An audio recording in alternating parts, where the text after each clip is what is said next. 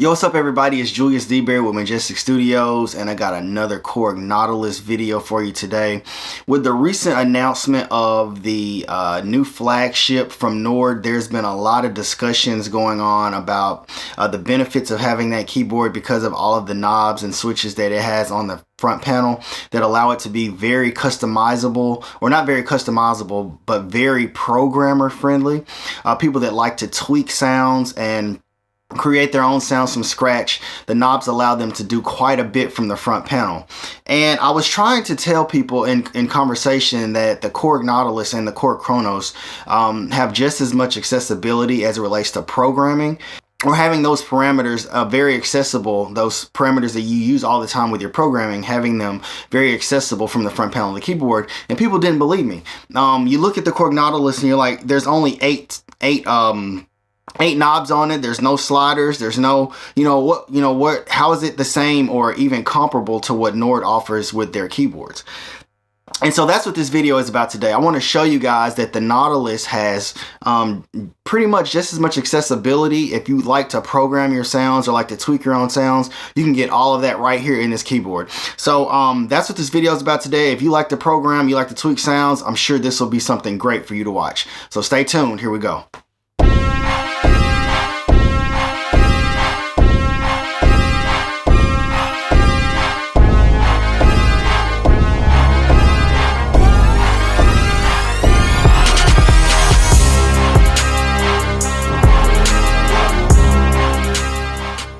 I also want to add today that we recently added a super thanks button to our YouTube channel. People have asked in the past about supporting, and they appreciate the video so much. So I just wanted to let you guys know that there is a super thanks button now below the videos. If these videos are helping you and you would like to support the channel in that way, feel free to leave a donation. Anything that you leave will be much appreciated, and it will be just a little bump of encouragement and support to help us continue to making videos like this. So check that super thanks button out, and hey, help out the channel. Majestic Studios, we're here for you.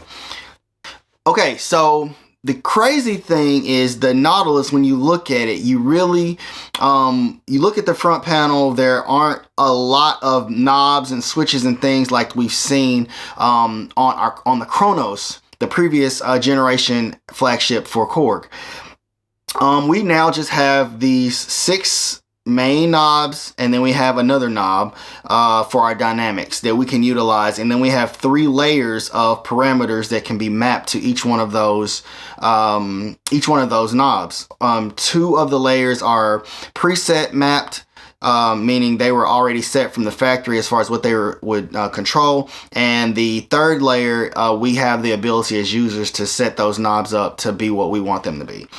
But if you dig a little deeper, that was one of my favorite parts or favorite things about the KRONOS, was the control surface, which was that area on the left side of the screen that had all of the knobs, all of the switches, all of the faders. Everything was over there as far as controlling your sounds.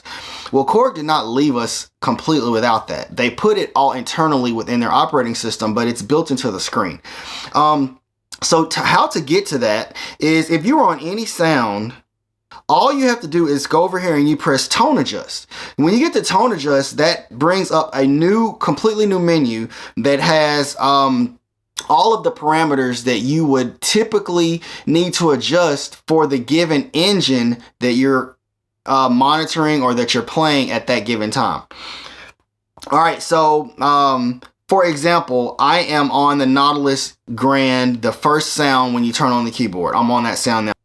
Well, first of all right, so when you go to this screen, this new tone adjust screen, there are 3 options at the top. You have switches 1 through 16, and you have sliders 1 through 8 and sliders 9 through 17. What that gives you is the switches allow 16 parameters to be set that you can turn on or off at the push of a button. Okay, so you can either have these set to on, or you can have them set to off, and it's just like a switch, like a light switch, on or off, on or off. Now when you go to this screen, it's going to always be different.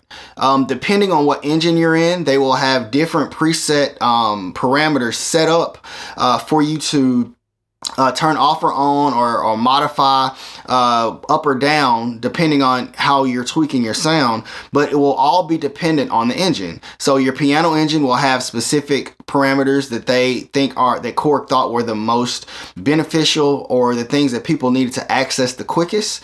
The organ engine will have the exact same thing. The Mod 7, well, the organ engine won't have the exact same thing as a piano, but it'll have parameters that are specifically tied to the organ engine. All right, now I can show you better than I can tell you. So let's go to the keyboard and see. All right, so we're here at the screen now, and we see the switches 1 through 16. So right here, there are 8 parameters across the top row, and there are 8 parameters across the bottom row. So that gives you a total of 16. And Korg has preset them to show the stereo perspective is on the first one. The resonance, you can enable that on or off. And then they have some blank. Then it goes to note release, the mechanical noise, and the damper noise. So if you don't like all of that stuff being on inside of your piano engine, instead of having to go deep dive into the menu or into the screen looking for those parameters, you can find most of the common things right here within Tone Adjust.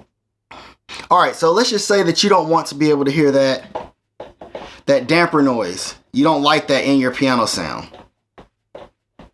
You would just push this button, damper noise, enable, turn it off. Now listen.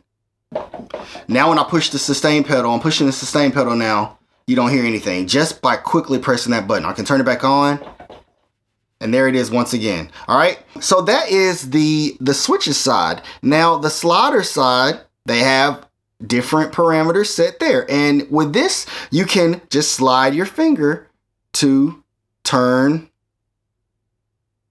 the parameter up or down. So this is the lid position. So, you know, on the piano engine, we can open or close the piano. That's with it all the way open, I'm pretty sure. So let's close it and listen to what it sounds like. So the piano got a little darker because we closed the lid. All right, let's see, release time.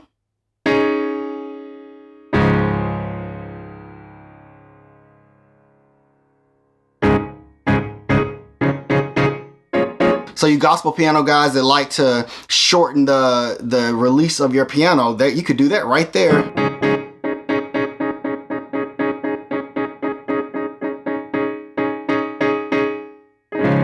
All right, so you're able to tweak your sounds on the fly using the screen. There's not a lot of knobs and stuff on the real estate, on the control, on the surface of the Nautilus, but it's inside the screen. All right, so let's go to another engine and let's take a look at it. And then I'm gonna show you something really cool. All right, so let's go to the organs. All right, so you go to the organ, you go to the Tone Adjust, and as you see here, now we have a completely different set of parameters that are there for our switches 1 through 16. The percussion on or off.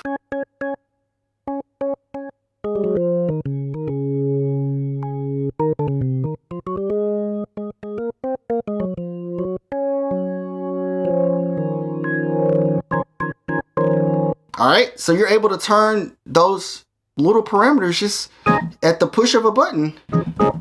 Everything that you need is right here. A programmer's dream. Like I said, Korg did not leave us out to dry. They didn't leave us without those tools that we need to create sounds. It's all here.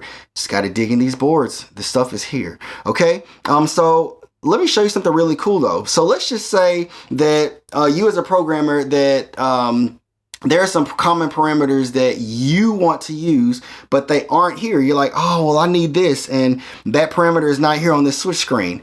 You can program it yourself to put what you like there if it's not already there. So if there's a parameter that you need, you can add it. Let's see. So if you press edit, now you're able to adjust the parameters that are here in your switches screen and also your slider screen. So if we go to edit, now just know this. If you press this off, trying to add parameters without the edit button being selected, it's not going to let you. You're not going to be able to push anything. But if you select edit, now you can double click this, and now look, all of these parameters are available for you to add to that slot. Okay, they're all available. And if they're grayed out, then that means they're probably already in the tone adjust screen at some level in another place. All right, so sliders 1 through 8, sliders 9 through 17. Okay, so for you guys who want to be able to adjust your organ sounds on the fly, this isn't the most easy way for it to happen as far as organ player is concerned, but it is still more accessible than not having it at all.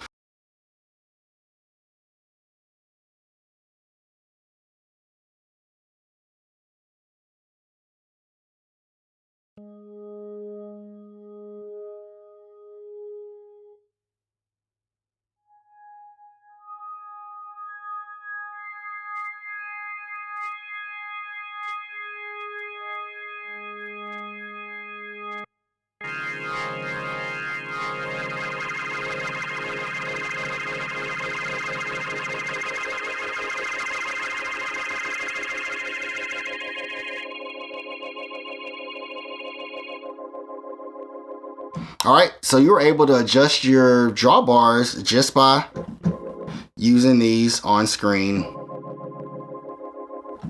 sliders. Okay, super cool, right? All right, so that is the organ. Now this is the same concept across this keyboard. So depending on what engine you're using, those parameters will change and be accessible to you in the way that you customize or the way the Korg has preset. So let's go to an engine like let's go to something synthy. Okay, so we're on the Fletch brass sound.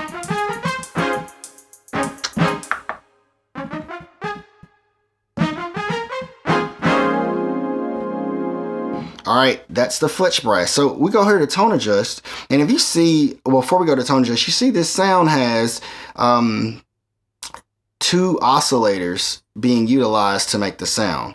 So when you go to tone adjust, you're like, okay, so how do I know which sound I'm using at that given time?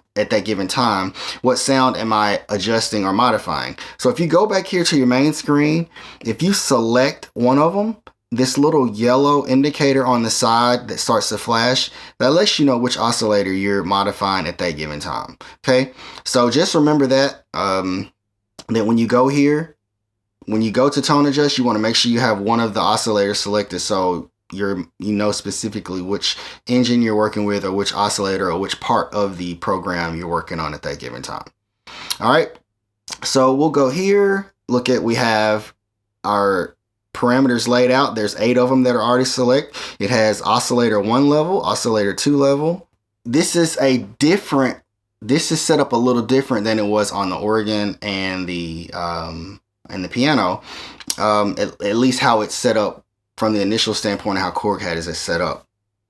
So when you select this on button or off, there is an offset underneath it. Okay, it says 0.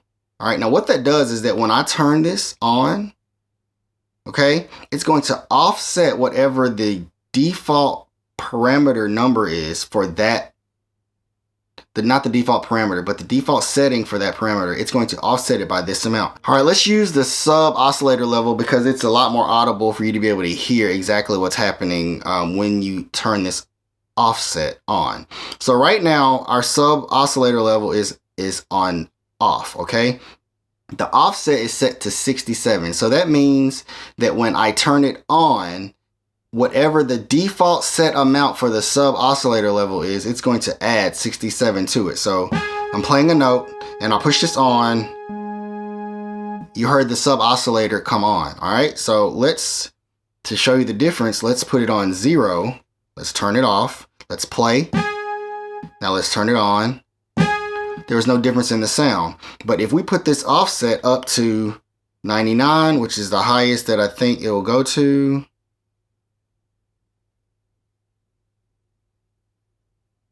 yep, turn it off, and you hear that oscillator, that sub oscillator parameter had a plus 99 jump to it. All right, let's see, can we go backwards? It doesn't go into negative. For some reason, I thought that it did, but it doesn't go negative. All right. Okay, so here are the other parameters that you can add right here. We're in the AL1 engine right now, and these are the parameters that are available. If there's something here that you always use when you're editing your AL1, then you just add that parameter. All right. Let's go to filter cutoff. Let's add a filter cutoff. All right. So right now the filter cutoff is off, and if we turn it on, but our offset is at 0. So when we put that offset on, oh, it does go into negative. I guess it depends on the parameter.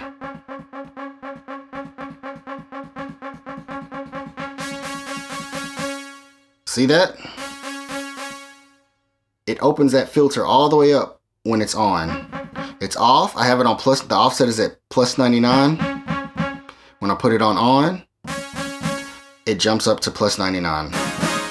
Really simple. All right. So the same thing with the switches. We have sliders that we can edit. We can add whatever parameters we would like there. And then we're able to adjust those parameters with the sliders, with the slider on the screen. Now, if this was multi-touch, it would be super cool. So Korg, if there's even a possible way that you could make this screen multi-touch, I don't know if that's possible now, but if you guys could make this multi-touch, this would be awesome. All right. So now there's one more trick that I want to show you. There's one more trick that I want to show you that I think will make everyone's lives a lot easier. All right, so because the parameters are already set, or because you can have this parameters preset to a certain thing, or because you can go in and customize them the way you like, something that's really cool to do just to give yourself a starting point.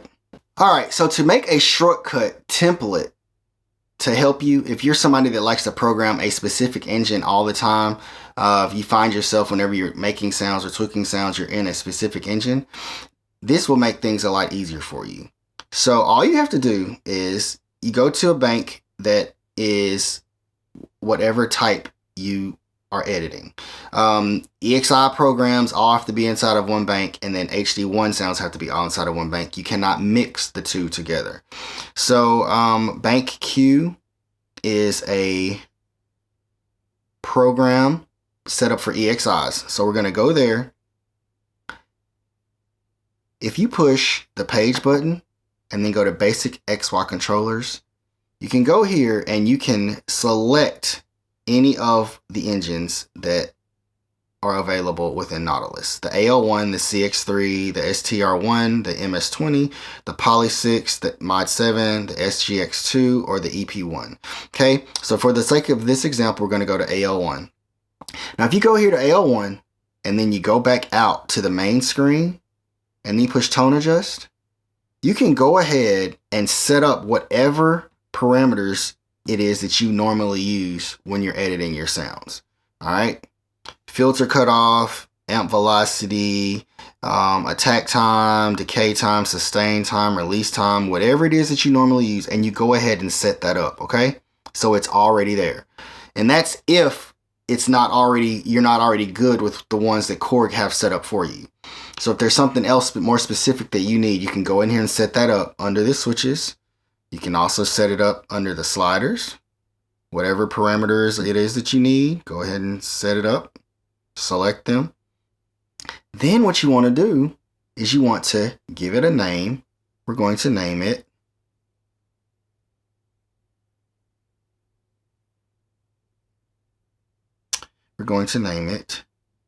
AL1 template. AL1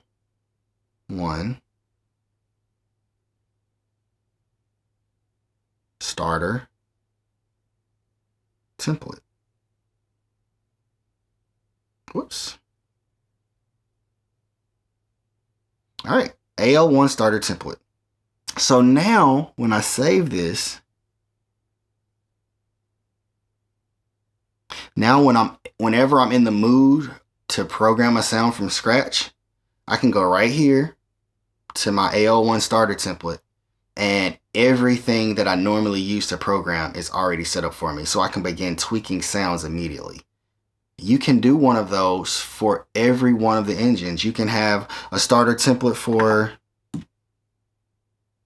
the CX3, the STR1, the Mod 7, and you can have the parameters just like you like them. So every time you turn on the Nautilus and you go to that template, it's like you have that keyboard in front of you. It's like I have a Mod 7 in front of me. It's like I have a MS-20 right in front of me, because all of the knobs, the switches, everything that I would use to program that sound are right there on the keyboard inside the screen.